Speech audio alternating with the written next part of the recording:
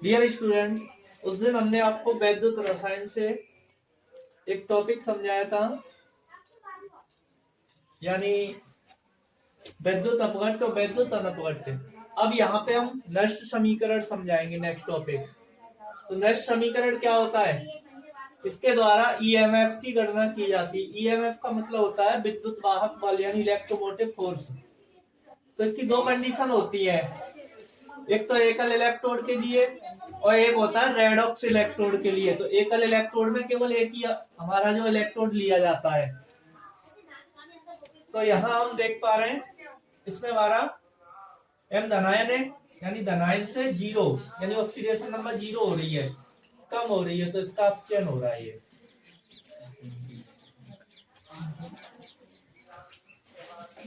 तब नेक्स्ट समीकरण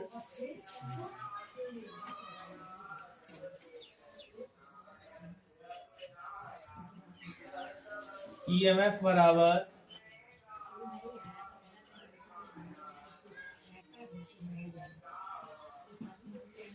मानक ई सेल माइनस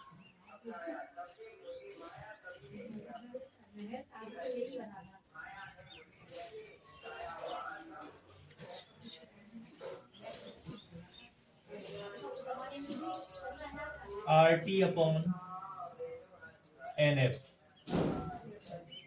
log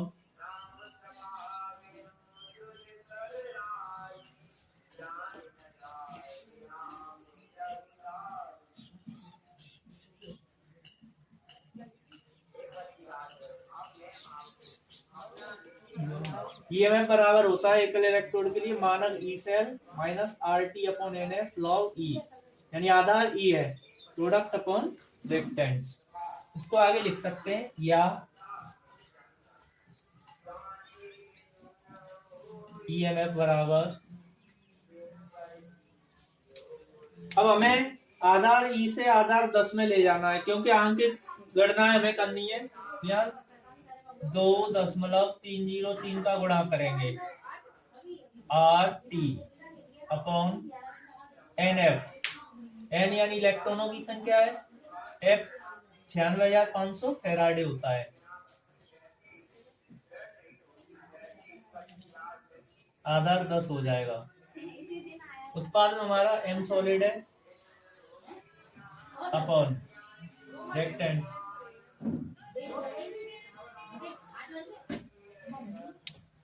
ये हो गया। अब यहाँ से वैल्यू लगाएंगे R का, T का और N और F, ये हो जाएगा, या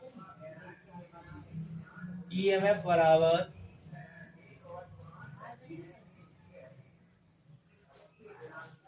अगर हम वैल्यू लगाएंगे सबका तो ये हो जाएगा 0.0591 अपॉन N लॉग। जो सॉलिड होता है उसका सांद्रण 1 होता है, तो 1/, ये आ जाएगा। ये नष्ट समीकरण आ गया एकल इलेक्ट्रोड के लिए।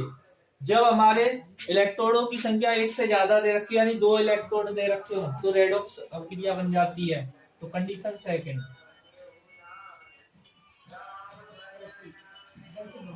कंडीशन सेकंड, रेडॉक्स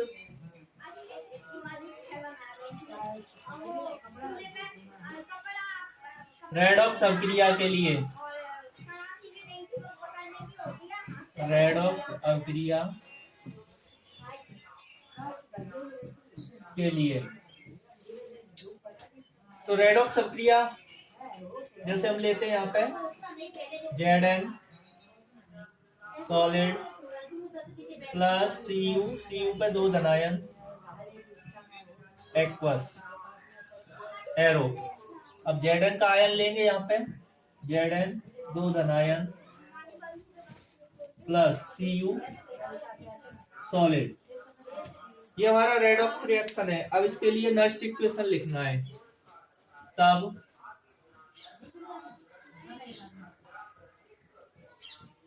नेक्स्ट समीकरण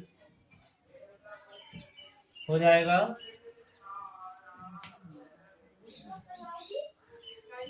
ईएमएफ बराबर मानक ई सेल माइनस 0.0591 अपॉन, अब एन की जगह इलेक्ट्रॉन है 2 लॉग आधार 10। अब उत्पाद की जगह हमारा Zn 2 धनायन Cu अपॉन, अभिकारक हो जाएगा हमारा Cu 2 धनायन Zn, Cu 2 धनायन और Zn। अब यहाँ पे जो सॉलिड होते हैं उनका सांद्रण एक होता है, तो ये लिख जाएगा हमारा या ईएमएफ बराबर मानक ई सेल माइनस 0.0591 बटे 2 लॉग 10 Zn 2 धनायन बटे Cu 2 धनायन, क्योंकि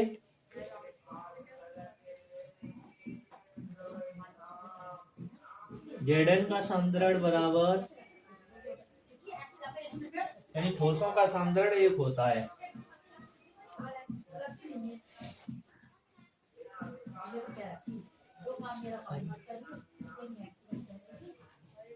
ठोसों की सांद्रता बराबर 1। ये हो गया। नेक्स्ट देखो, हम तीसरी कंडीशन समझते हैं। कंडीशन नंबर 3, मान लो कोई एक रिएक्शन दे रखा है हमें, A प्लस B धनायन एरो C प्लस, ये कोई रिएक्शन दे रखा है हमें, तो इसका जो सांद्रण है वो 1 मोल दे रखा है, 1 मोलर, यानी इसका जो सांद्रण है 1 m, और जो ये वाला आयन है इसका भी सांद्रण 1 m है। अब यहाँ हम एक चीज देख पा रहे हैं, दोनों के सांद्रण समान है, इसका भी 1 m है, इसका भी 1 m है, तो डायरेक्टली ईएमएफ के लिए हम ये वाला फॉर्मूला अप्लाई कर सकते हैं। ईएमएफ बराबर मानक ई कैथोड माइनस मानक ई एनोड, ये वाला हम फॉर्मूला यूज करेंगे डायरेक्टली। अब यहाँ हम कैथोड एनोड कैसे पहचानेंगे, जैसे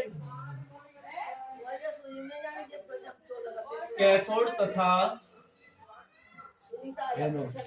एनोड की पहचान,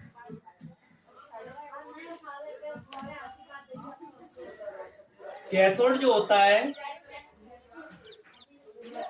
यानी जिस इलेक्ट्रोड पर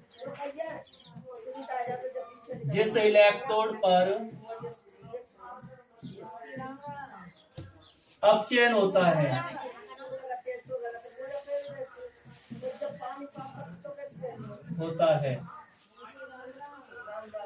एनोड, जिस इलेक्ट्रोड पर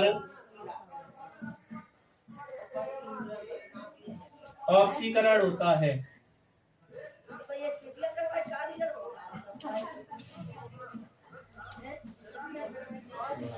यानी जिस इलेक्ट्रोड पर ऑक्सीकरण होता है वो एनोड होता है, और जिस इलेक्ट्रोड पर अपचयन होता है वो हमारा कैथोड होता है। अब इससे संबंधित हम आंकिक प्रश्न देखेंगे।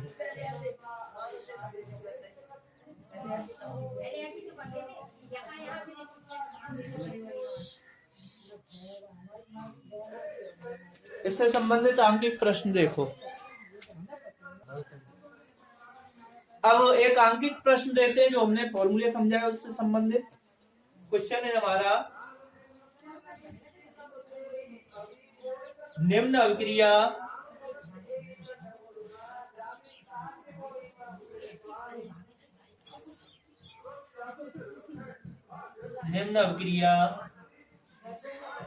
का ईएमएफ ज्ञात करना है। जब किसमें दे रखा है, रिएक्शन है हमारा रिएक्शन दे रखा है Zn solid plus 2Ag धनायन Zn plus 2Ag solid. ये रिएक्शन दे रखा है। इसके लिए मानक E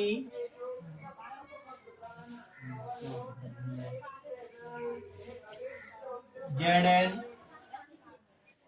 ये अर्ध सेल का चिन्ह है, ये इसका दे रखा है चिन्ह माइनस 0.76 वोल्ट। दूसरा दे रखा है मानक E Ag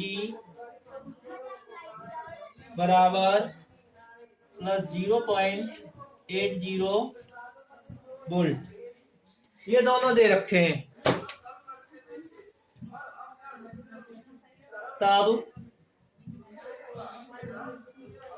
EMF बराबर, अब यहां देख पा रहे हैं इसमें सांद्रण की जगह AQ दे रखा है, तो सीधा है, तो EMF के लिए ये वाला सीधा फॉर्मूला लगा देंगे। कैथोड माइनस मानक E एनोड,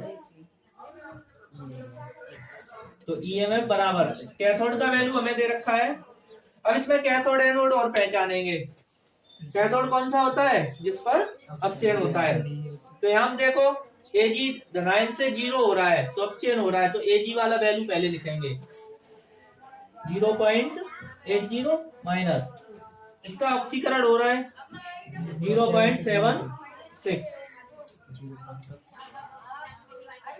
तो EMF बराबर हो जाएगा 0.80 माइनस माइनस प्लस हो गया 0.76, इन्हें जोड़ते हैं तो 6 15 1.56 वोल्ट।